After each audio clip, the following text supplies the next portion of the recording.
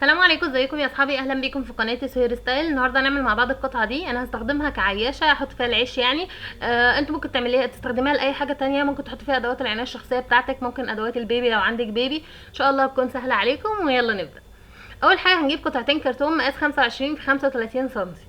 دي هتكون الارضيه اللي هنشتغل عليها، وهنلزقهم في بعض بالغيره، غيره خشب مخففينها بميه. هنلزقهم في بعض بالشكل ده. وهنجيب 4 قطع كرتون مقاس 25 في 18 سم، دول للجوانب. هنلزق كل اتنين في بعض بالغيره برضو عشان الجنبين بتوع القطعه بتاعتنا. وقطعتين كرتون كمان مقاس 35 في 12 سم، دول بتوع السقف بتاع القطعه.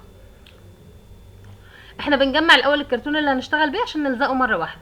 ودي قطعه كرتون واحده بس للظهر، مقاس 35 في 22 سم.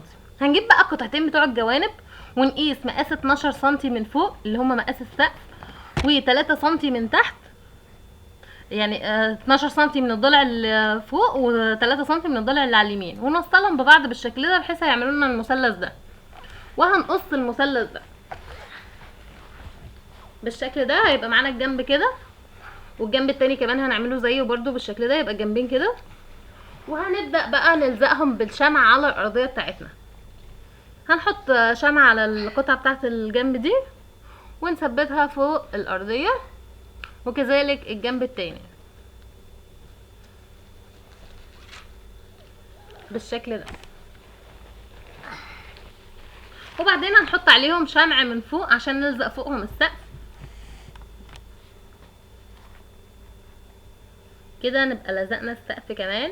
انا بعملهم قطعتين كرتون عشان القطعه تكون متينه وتعيش. يعني ممكن تعملي قطعه شكلها حلو بس ما تعيش، لكن دي عشان تضمني انها تقعد معاكي على طول. انا عامله حاجات من سنين والحمد لله عايشه معايا وكويسه يعني.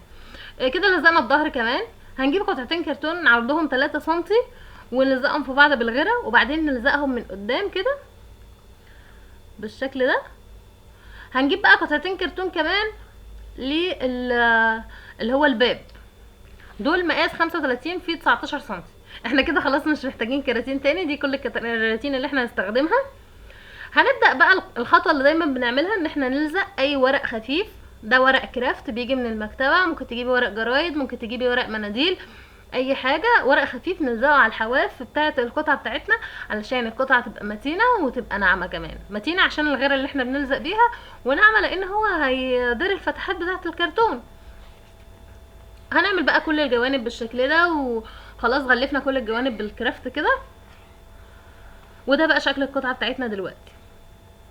لزقت كمان قطعتين كرتون في بعض صغيرين كده، ولزقت عليهم ورق الكرافت برضه عشان اعمل لهم زي يد كده للباب من قدام. ده الدهان اللي انا بستخدمه. شايفين انا بستخدم في نفس الدهان ده من امتى؟ من زمان جدا، لان انتي اصلا بتجيبيه ما بتحتاجيش كل شويه تجيبي. ده عندي دوت بقاله اكتر من سنه ونص يعني. وبس بدات ادهن بيه القطعه نفسها من بره بس. انا طبعا دهناها من بره بس لان انا هعملها للعيش، فمش هينفع ادهنها من جوه. وبعدين دهنت عليها اللون اللي انا حباه. دهنت القطعه نفسها باللون البينك، والغطا دهنته باللون اللي هو اللبني. القطعه بقى نفسها من جوه طبعا مش هسيبها شكل الكرتون كده، انا هلزق عليها اللي هو الورق المطبخ ده، هلزقه من جوه. وطبعت الورقه دي من الانترنت، وطبعت كمان ورقه تانية. هنزل لكم طبعا الورقتين دول على البيج بتاعتنا على الفيسبوك، هحط لكم اللينك بتاعها في صندوق الوصف.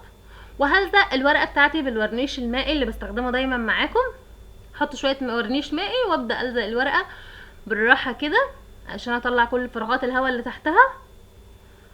هلزق الورقه بالراحه بالشكل ده، وبعدين احط على القطعه نفسها ورنيش برضو علشان يحميها من الميه ومن اي حاجه تيجي عليها.